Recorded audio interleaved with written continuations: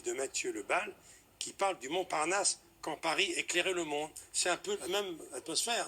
Exactement, c'est la même époque, c'est la même atmosphère, c'est pour ça que je voulais les réunir aujourd'hui. C'est un livre d'art, c'est un très beau livre, sur l'histoire du quartier de Montparnasse au 19e siècle Magnifique. et au début du 20e siècle. Et le hasard fait toujours bien les choses, parce qu'à chaque fois que je viens, il y a toujours un lien avec les invités. Et là, alors je ne savais vraiment pas, mais c'est incroyable. Montparnasse, j'ai appris plein de choses dans ce livre. Moi, c'est mon quartier préféré à Paris, et j'ai compris en lisant ce livre pourquoi.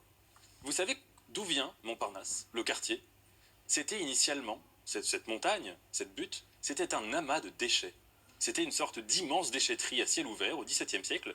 Et les étudiants du quartier latin, quand ils étaient un peu ivres, le soir, un peu provocateurs, ils allaient déclamer des poèmes absurdes, des poèmes lyriques ou un peu graveleux, dans cette grande déchetterie à ciel ouvert.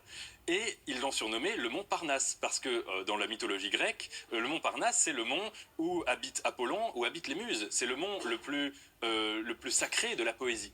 Et donc ce lieu qui était une poubelle à ciel ouvert devient le sanctuaire, le saint des saints de la culture. Et ce livre-ci raconte comment, au début du XXe siècle, des artistes du monde entier venaient faucher à Paris.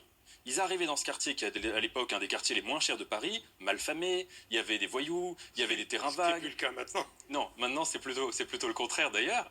Et ils arrivaient et avec l'ambition de révolutionner l'art. Certains sont restés des illustres anonymes, et ce livre leur rend hommage. D'autres sont devenus, alors Picasso qui est descendu de Montmartre pour aller à Montparnasse, Gauguin, Fernand Léger, Fujita, Braque, etc. etc. Et donc ce livre m'a vraiment fait comprendre pourquoi Montparnasse était peut-être ce que Rimbaud appelle le lieu et la formule. C'est à la fois l'histoire d'un quartier et d'un mouvement qui a révolutionné la peinture. Exactement. Merci beaucoup. Donc c'est Mathieu Lebal, Montparnasse. Bon. Alors maintenant, on va voir quelqu'un